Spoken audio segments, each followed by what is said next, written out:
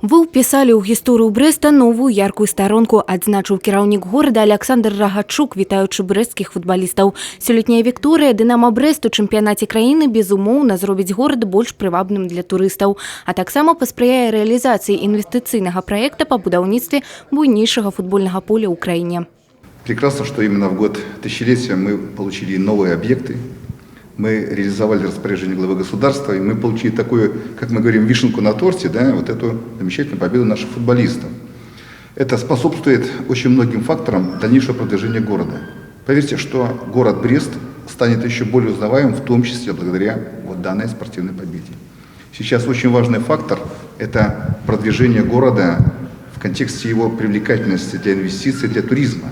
И спорт здесь, как драйвер этого продвижения, очень мощный фактор. Цяжка перамагчы, але ўтрымаць перамогу яшчэ цяжэй. У студзені «Дынамо» пачне рыхтавацца да Лігі чэмпіёнаў. Барацьба за суперкубак разгарнецца ў канцы лютага. Наступны сезон не застанецца без змен. Да, конечно, из чемпионского состава часть ребят уйдет, но опять-таки это обычный процесс, да, в футбольном клубе.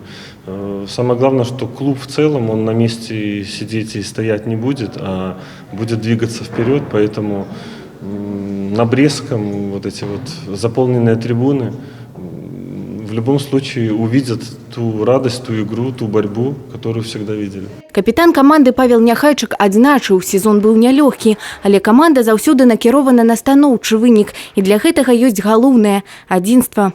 Есть только одно место, это первое, остальное все не имеет никакого значения, поэтому мы всегда играем только на победу. Для ўраджэнца вобласці Сергея Кісляка атрымаць памятны медаль у тысячагоддзі Брэста асаблівы гонар. Сергей спадзяецца, праз некалькі гадоў у брэсцкім «Дынамо» з'явіцца больш мясцовых футболистов.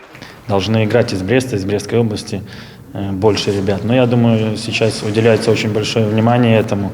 Думаю, пройдет несколько лет, и в команде будет играть очень много хороших ребят. Таксама ў гарвыканкаме адзначылі, што галоўным атрыбутам навагодняй ёлкі в области стане футбольны мяч, як сімвал перамогі нашых футболистов.